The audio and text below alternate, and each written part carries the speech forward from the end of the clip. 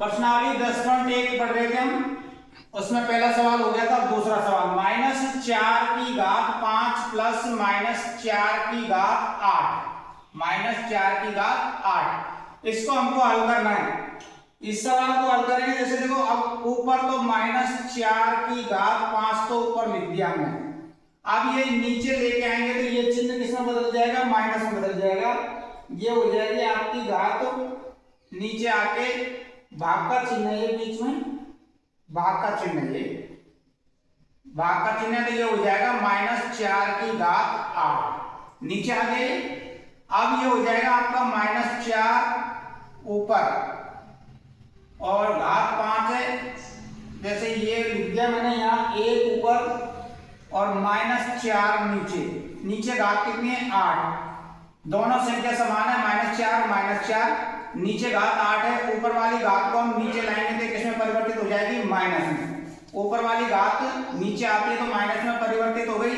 ऊपर 1 लिखेंगे, नीचे लिखेंगे -4 की घात 8 में से 5 घटा दिए, कितने बचेंगे 3, 8 में से 5 घटाए कितने बचेंगे 3। ये सूत्र लिखाया था मैंने, 1 की घात m बटे 1 की घात n, तो ये होता है 1 की घात m माइनस n, इसमें वही सूत्र लगाया, 1 की घात m बटे 1 की घात n, तो ये ऊपर से नीचे आए तो माइनस हो गया, और ये हो गया -4 की घात 3। ये आपका क्या है इसमें उत्तर। दूसरे का पहला सवाल है ये।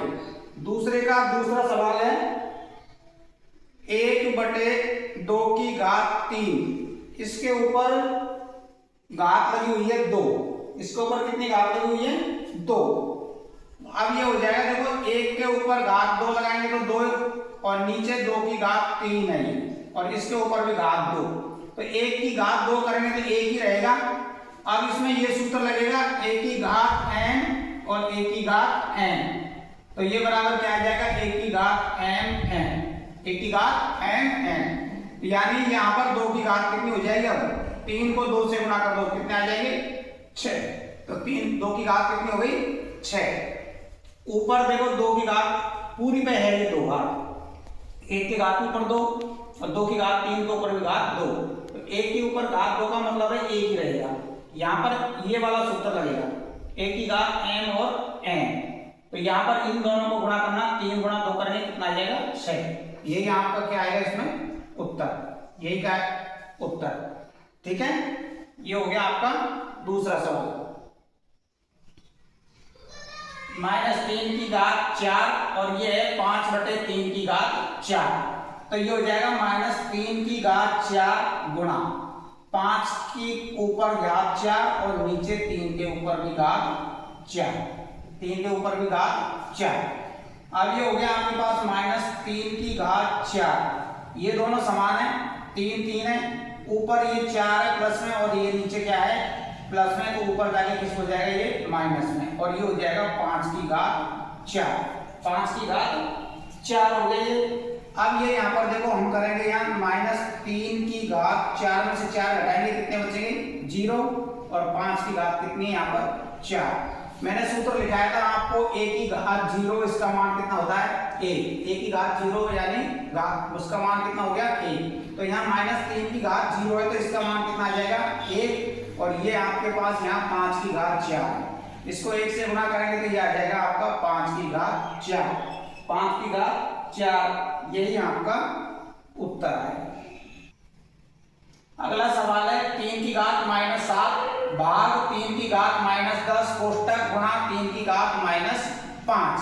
देखो ये वाला सूत्र हो गया हमारा 1 की घात m भाग 1 की घात n, यानी 1 की घात m माइनस n, 1 की घात m माइनस n, तो ये हो जाएगा अपने पास 3 की घात -7 और नीचे हो बटे में आ जाएगा 3 की घात माइनस है, तो नीचे आके क्या हो जाएगा ये प्लस में हो जाएगा, और आगे गुणा में 3 की घात -5।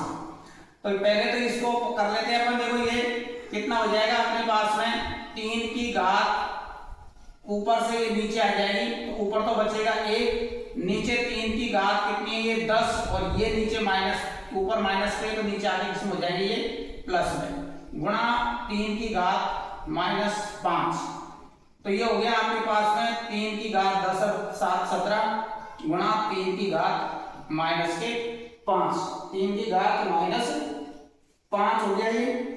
अब हमारे पास में ये देखो, ये माइनस के थे, ये यहाँ पर ये भी माइनस है, ये भी माइनस है दोनों, ये प्लस, ये माइनस के थे, ये माइनस के थे, प्लस में आ जाएंगे, तो ये यहाँ पर 10 में से 7 घटाएंगे तो 3 बचेंगे। कितने बचेंगे? 3 बचेंगे। अब ये हो गया अपने पास में ये 1/3 और ये ऊपर 5 घात है, तो अब ये आगे जाके ये हो जाएगा 1/3 की घात 3 और ये है आपके पास में 5, 3 की घात 5। ये माइनस के बचेंगे यहाँ पर, ये माइनस के और ये प्लस के, तो यानी ये 1 हो गया 3 की घात 2, 1/3 की घात 2, या इसको अपन लिख सकते हैं 1/3 की घात माइनस के 2।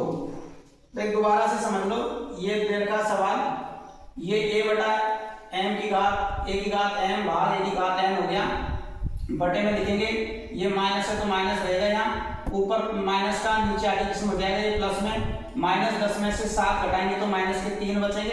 अब ये नीचे माइनस का और ऊपर ये प्लस का है, ये ऊपर प्लस का तो ये माइनस का है, तो नीचे आगे किस्म हो जाएगा ये प्लस में, तो 3, ये तो प्लस में और ये माइनस में, 5 में से कितने घटेंगे? 3, तो 3 की घात 5 में से 3 घटाएंगे तो 2 बचेंगे, तो 3 की घात कितनी हो गई? 2, तो ऊपर जाके क्या हो जाएगा? ये नीचे प्लस में, तो ऊपर जाके किसमें हो जाएगी? ये माइनस में। इसमें ये वाला सूत्र लगाना है आपको, a की घात m भाग a की घात n बराबर a की घात m माइनस 1। ये सूत्र मैंने प्रश्नावली चालू करने से पहले सारे सूत्र लिखाए थे, आपको सूत्र याद होने चाहिए जब जाके सवाल होंगे, नहीं तो नहीं होंगे।